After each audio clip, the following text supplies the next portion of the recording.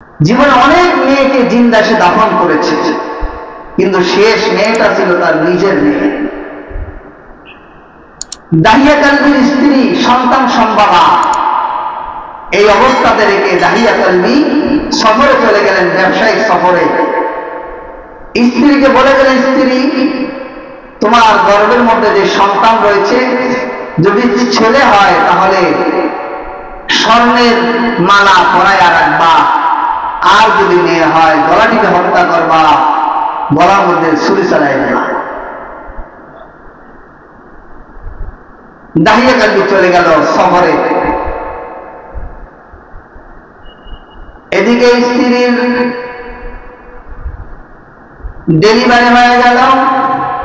এত সুন্দর একটা ফুটফুটে বাচ্চা, এত সুন্দর একটা মেয়ে জন্ম নিল, একেবারে বাবার মতো দেখতে। দাহিয়া কালবি রাদিয়াল্লাহু তাআলা আনহু অনেক সুন্দর ছিলেন, বাবার মতো দেখতে, কত সুন্দর চেহারা। মার অন্তরের মধ্যে মায়া লেগে গেল। মা ওই সন্তানের গলার মধ্যে ছুরি চালাইতে পারলো না, ওই সন্তানকে গলা টিপে হত্যা করতে পারলো না, রেখে দিল। গোপনে গোপনে লালন পালন করতেছিল। দেখতে দেখতে 4টি বছর অতিবাহিত হয়ে গেল।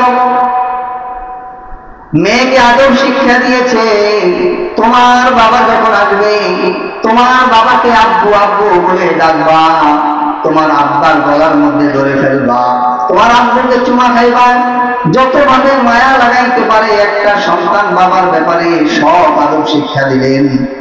4 বছর পরে যখন দাহিয়া কালবি রাদিয়াল্লাহু তাআলা আনহু ব্যবসার কাজ সমাপ্ত করে যখন বাড়িতে ফিরে আসলেন, দৌড় দিয়া এক কিনার দিয়ে একটা সুন্দর ফুটফুটে একটা মেয়ে আব্বার গলার মধ্যে এসে জড়ায় ধরল, আর বলতে থাকলো আব্বা আব্বা বলে, আব্বার গালের মধ্যে চুমা খাইতে থাকলো। সুবহানাল্লাহ। দাহিয়া কালবি বলতেছেন স্ত্রী মেয়েটাকে, স্ত্রী দৌড় দিয়ে এসে স্বামীর পায়ে পড়ে ফেলল, স্বামীর পায়ে জড়ায় ধরে বলল, স্বামী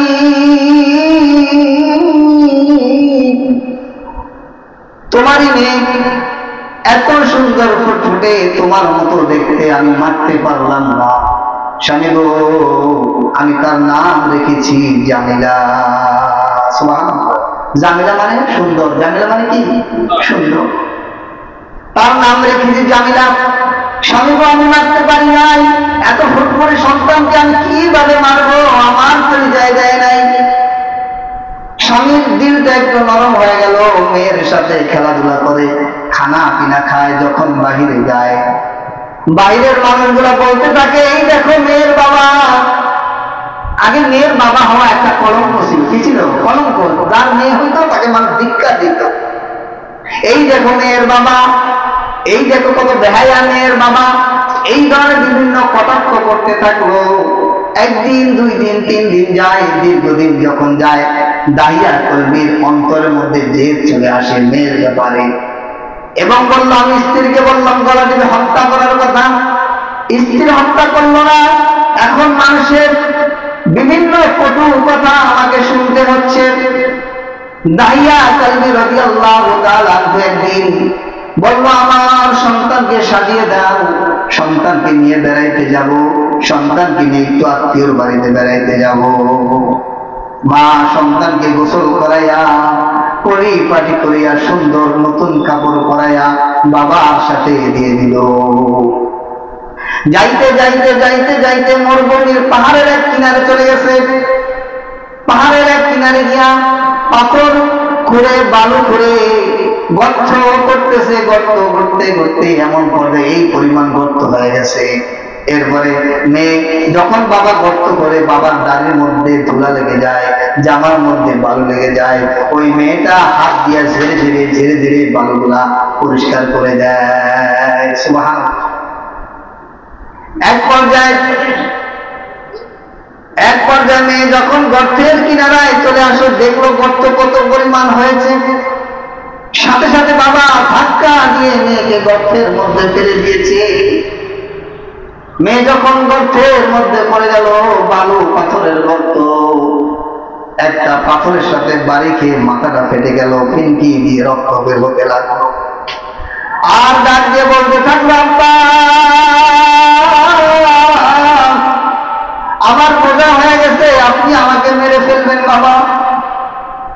বাবা গো, আমার তো কোনো দোষ নাই, বাবা মেহেরবানি করে আপনি আমাকে মারবেন না, আমি আপনাকে কোনোদিন বাবা বলে ডাকবো না, আমি আপনার দেশ ছেড়ে অন্য দেশে চলে যাব, তারপর বাবা আপনি আমাকে মারবেন না। কত পাষাণ হৃদয়, চিন্তা করে। মেয়েকে কখনো বাপে, সন্তানকে কখনো বাপে মারতে পারে এইভাবে? মারার তো বিভিন্ন কৌশল আছে, এইভাবে কেমন করে মারে? এরপরে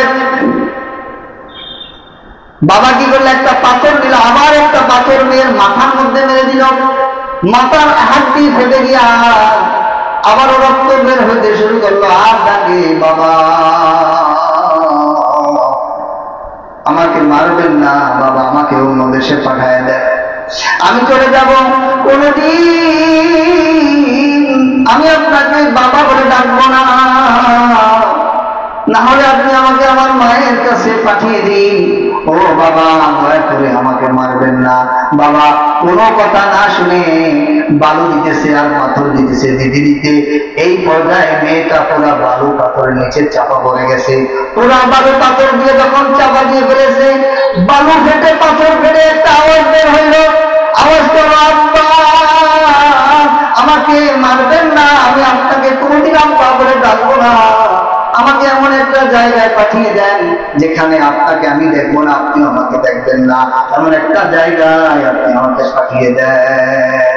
শেষে বালু এবং পাথর ফেটে এই আওয়াজটা উপরে বের হলো। আর ওই সময় দাহিয়া কালের অন্তরের মধ্যে মায়া জেগে গেল, হায় হায় আমি কি করলাম, আমি কি করলাম। বাসাতে চলে আসলো, স্ত্রী বললো, জাহিয়া কই? বলে, আমি তোমার ঘর থেকে নিজের হাতে পাথর চাপা দিয়ে এসেছি, কিন্তু আমার বড় কষ্ট হইতেছে, আমি চলে যাব ইসলাম কবুল করার জন্য, যে আল্লাহ আমাকে এই অপরাধের ব্যাপারে ক্ষমা করে কিনা। রসুলের কাছে যখন চলে গেছে, রসুল বলল, তোমাকে ক্ষমা করা হবে। বলে, আমাকে কি ক্ষমা করা হবে? বলে, ক্ষমা করা হবে। বারবার বলতেছে, আমার গুনাহ কি ক্ষমা হবে? বলে, কি গুনাহ করেছো? বলে, এই গুনাহ আমি করেছি। আল্লাহ রাসূল সাল্লাল্লাহু আলাইহি ওয়াসাল্লামের চোখ থেকে পানি পড়তেছিল, দাড়ি মোবারক ভিজে গেল, ঠোঁটগুলা কাঁপতেছিল, কিভাবে একটা সন্তানকে বাবা এইভাবে, এরকম একটা যুগ এই জীবনে এই পৃথিবীতে অতিবাহিত হয়েছে।